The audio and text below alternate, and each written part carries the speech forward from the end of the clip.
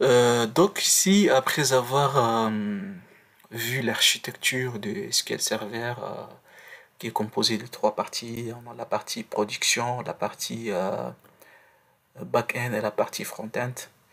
Maintenant, on va voir SQL Server Intégration Service, qui est aussi un composant de Microsoft BI. Et ça fait partie du composant Data Tools. Et comme je vous ai dit, je tiens à les rappeler encore, que les Data Tools, ça contient les trois composants. On a le composant SSIS, SSIS et SSRS. La répétition et le pédagogique. Donc, SSIS ici, on peut dire est un composant du logiciel de base de données Microsoft SQL Server qui peut être utilisé pour exécuter un large éventail de tâches de migration des données. SSIS est un outil d'entreposage des données rapides et flexibles utilisé pour l'extraction, les chargements et la transformation des données, comme le nettoyage, l'agrégation, la fusion des données, d'accord? On peut fusionner plusieurs données avec SSIS provenant de diverses sources, d'accord? Etc. Il facilite le déplacement des données d'une base de données vers une autre base de données. SSIS peut extraire des données d'une grande variété de sources comme les bases de données SQL Server, les fichiers Excel, les bases de données Oracle et DBD, etc. etc.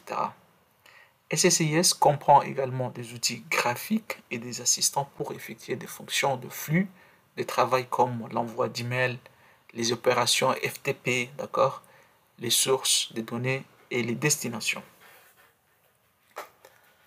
Ici, pourquoi on utilise SSIS? Pourquoi? On va voir. Voici les principales raisons d'utiliser l'outil SSIS. Il aide à fusionner les données des diverses sources des données. D'accord? Il automatise les fonctions administratives et les chargements des données.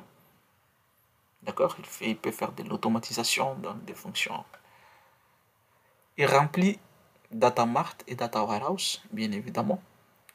Il vous aide à nettoyer et standardiser les données. Il aide à intégrer la BI dans un processus de transformation des données.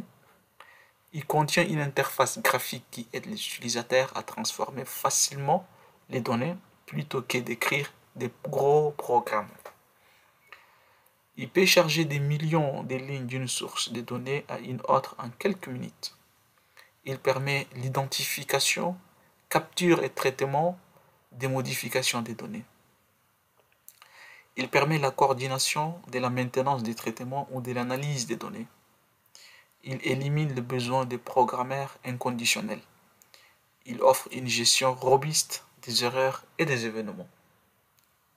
D'accord? Ici, le composant de l'architecture SSIS, on a le flux de contrôle, c'est data flow, non, c'est control flow, d'accord? Qui stocke les conteneurs et les tâches. On verra tout ça sur la partie la BI par la pratique. Il y a les flux de données, d'accord? C'est les data flow, source, destination et transformation. C'est ici au niveau des data flow, c'est au data flow qu'on peut faire des transformations, d'accord? Au niveau des contrôles de flow, on peut stocker les conteneurs et les tâches, d'accord? Donc, gestionnaire d'événements, c'est envoi des messages et email. Voilà. Explorateur des packages offre une vue unique pour tout dans les packages. Paramètres, c'est l'interaction avec l'utilisateur. Voilà.